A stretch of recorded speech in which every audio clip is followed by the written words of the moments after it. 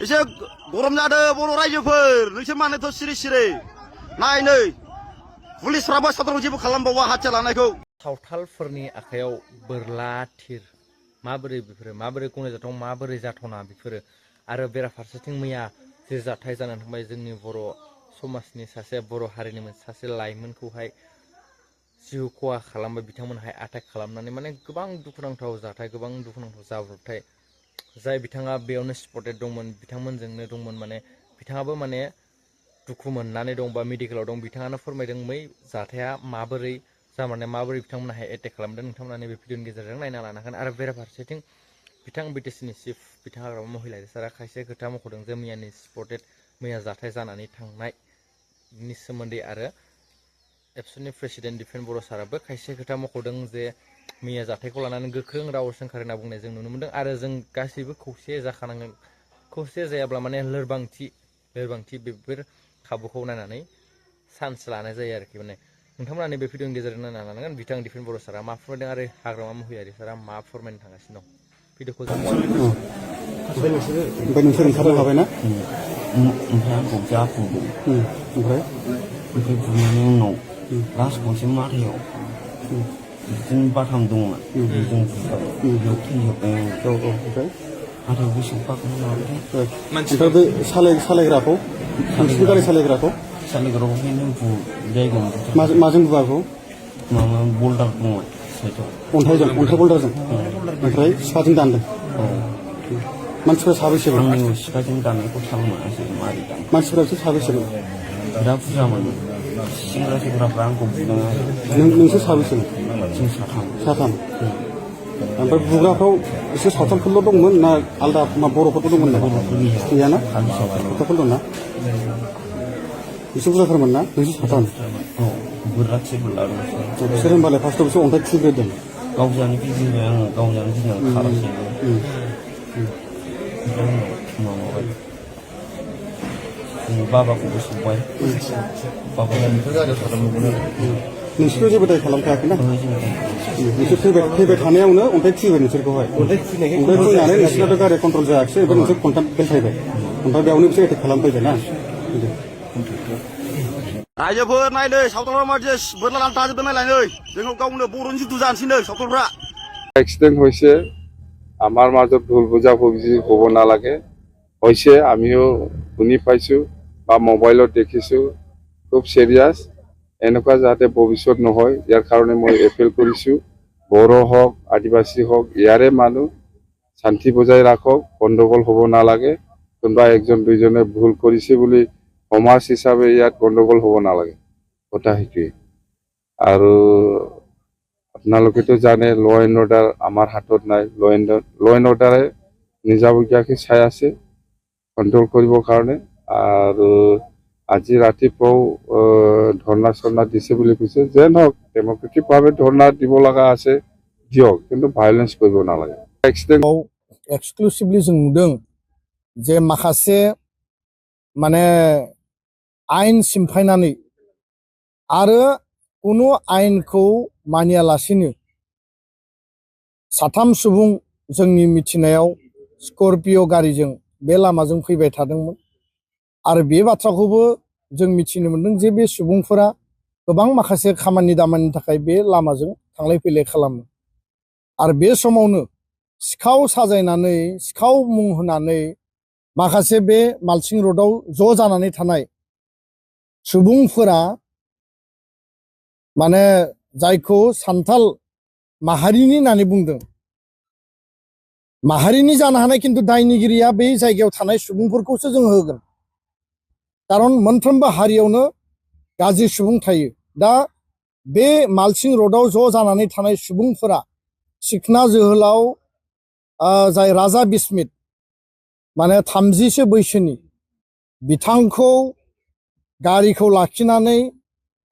अन्थाइजों खुबैनानै माने गनद्रायजों बुनानै बेयाव साथाम सुबुं दंमोन राजा बिस्मित बेखौ जायगायावनो बुथारो गारि स्कर्पिय'खौ सावनानै होयो आरो लोगोसेनो प्रभात ब्रह्म बिथांमोननिनो खामानि मावग्रा जोंनि मिथिनायाव आरो बिनि फिसाला 15 बोसोरनि जागिराज ब्रह्म बिथां सानैखौ माने थैनायनि मोनसे पर्याय थासारिसिम बुनानै गोब्राब जखम खालामो आरो बे जाथायखौ दुलाराय बर' फरायसा आफादा गोख्रोङै जोङो सोंखारिदों आरो जों निन्दा खालामदों। खारन कुनु कारन गैयाबासिनो कुनु जाहोन गैयाबासिनो कुनु दोष गैयाबासिनो बे लामाजों फैबाय थानाय बे साथाम सुबुंखौ मा कारनाव सिखाव साजायनानै लाखिनानै बबे जुक्तिनि आधाराव बबे आयेननि आधाराव बिथांमोना गावनो गोसो जानानै दाउ अमाफोर बायदि जायगायावनो सिथारखो बा बुथारखो बियो जोबोद गिख्रंथाव जाथाय, जोबोद साननो गोनां। आरो बेखायनो दुलाराय बर' फरायसा आफादा बे जाथायखौ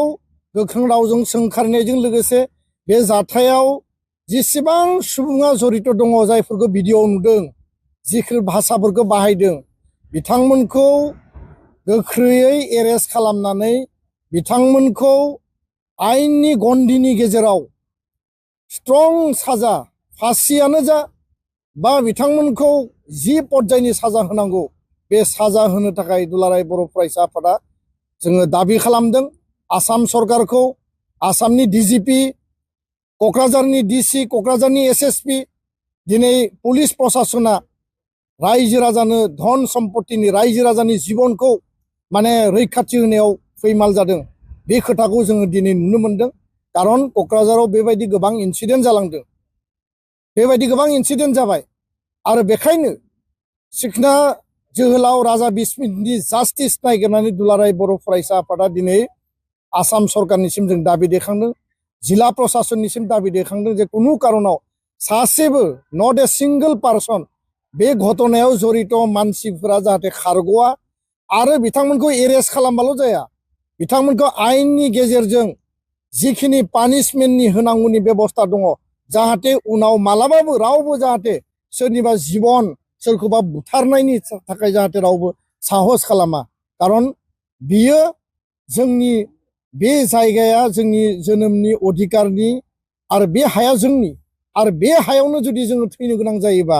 दाउ अमा बायदि सिथारजानो गोनां जायोबा बे जोंनि थाखाय मालाबाबो गनायथाव नङा, सहायथाव नङा। दा बेखायनो जों न्याय नागिरबाय, जास्टिस नागिरबाय, दुखुथिया न'खरजों जों गसंथाबाय आरो फैबाय थानाय समाव दुलाराय बर' फरायसा आफादा गणतान्त्रिक भाबै न्याय आरो जास्टिस आरो दायनिगिरिखौ साजा आरो फासि होनांगौनि थाखाय जों हाबा मावगोन। बे जाथायनि उनाव दिनै जिखिनि थासारि दा सोमजिगासिनो दङ, जे रायजो राजानि जि सेन्टिमेन्ट, जि आबेग, पाब्लिक मोनसे मुभ जादों, राजा लामा बन्द खालामनाय जादों आरो बे सेन्टिमेन्टआ जाखागोनखा, सेन्टिमेन्टआ थाखागोनखा। जोंनि मानसि थैदों, जोङो बेनि सेन्टिमेन्टनि आधाराव खुद्रिनायखौ जों देखायखानांगोन। किन्तु जोङो बेखौबो खावलायगोन जे जाहाथे खुद्रिनायनि नामाव, आन्दलननि नामाव जोङो जाहाथे आयेनखौ आखायाव लानानै हारियारि दाङाबाजि जाजासिम बे पर्यायसिम जाहाथे जों रावबो थाङा। खारन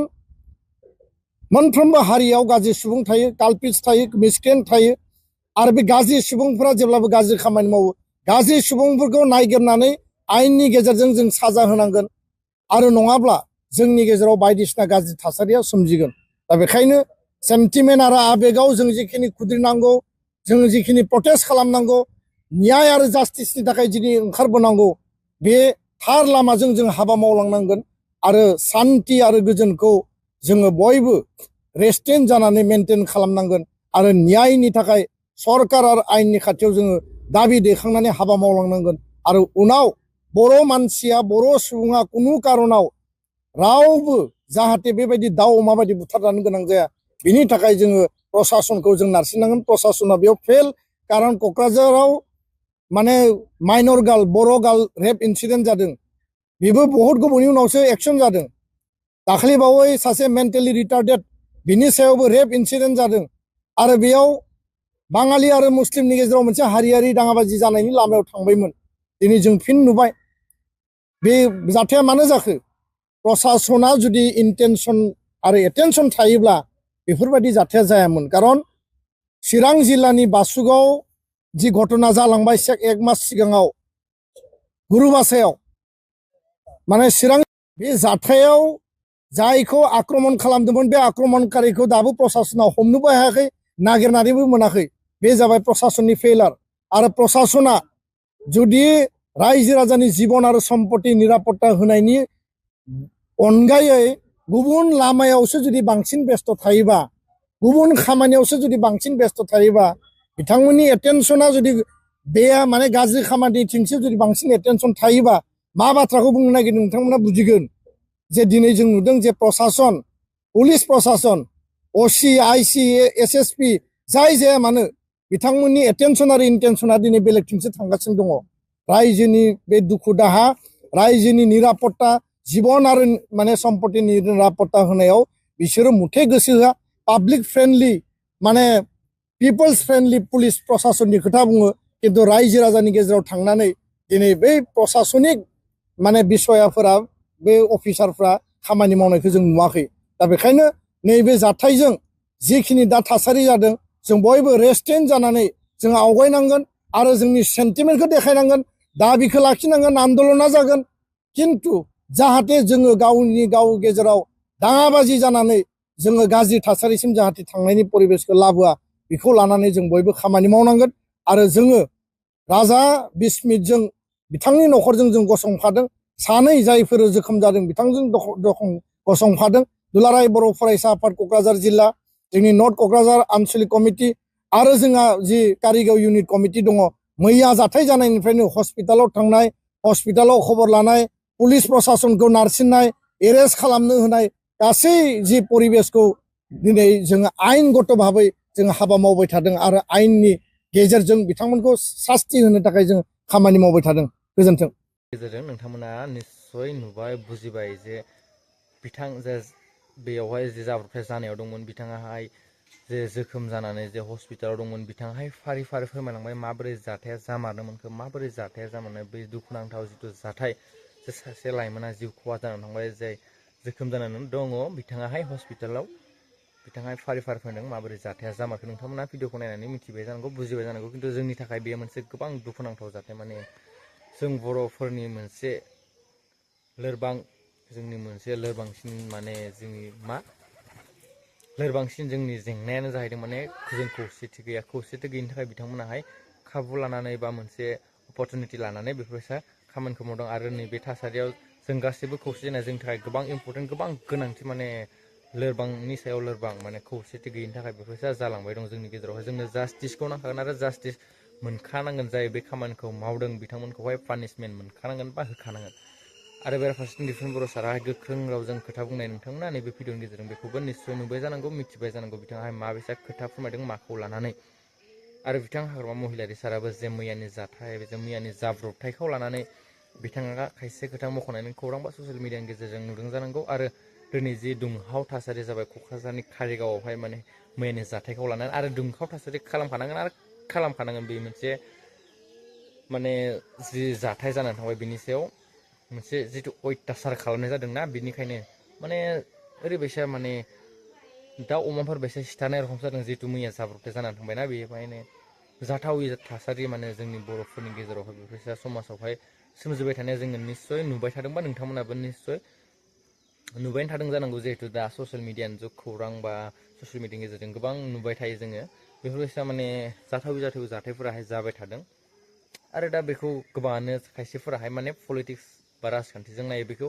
राजखान्थिजों नायनाय पलिटिक्स नोजोरजों नायनाय बेयाव सम गैया जों गासैबो खौसे जानानै ओंखारनांगोन अब्लासो जोङो देरहानो हागोन आरो जौगानो हागोन नङाब्ला जों लोरबांथि जानानै बेफोरबायसा सासे नङा सासे बेफोरबायसा खैफोदाव गोग्लैनाया जोंनि गेजेराव जाबाय थागोन होननानै आं सानो भिडिअखौ गोलाव खालामलायला जोंनि जितु जि मोननो गोनां जास्टिस जोङो जास्टिसखौ मोननांगोन आरो जों गासैबो खौसे जानांगौ आरो खौसे जानाया जोंनि थाखाय गोबां इम्परटेन्ट बेनिफ्राय भिडिअखौ बेखिनियावनो फोजोबनोसै आरो दुखुनांथाव माने जायबा सासे लाइमोन जिउ गोमाबाय जिउ खहा जाबाय बिथांमोननि जि न'खर गोबां माने बुंनोनो माने बोरैबा आरोना गोबां दुखुनांथाव जाथाय भिडिअखौ शेयार खालामना हो लाइक खालामना हो जाहाथे नैबे भिडिअनि गेजेरजों गासैबो रायजो राजाफोरा गासैबो मिथिनानै लानो हायो आरो गोबां गासैबो नैबे भिडिअखौ नुनानै मिथिनानै हायो नेक्स्ट आपडेटआव फिन लोगो मोनलायसिगोन भिडिअखौ बेखिनियावनो फोजोबनोसै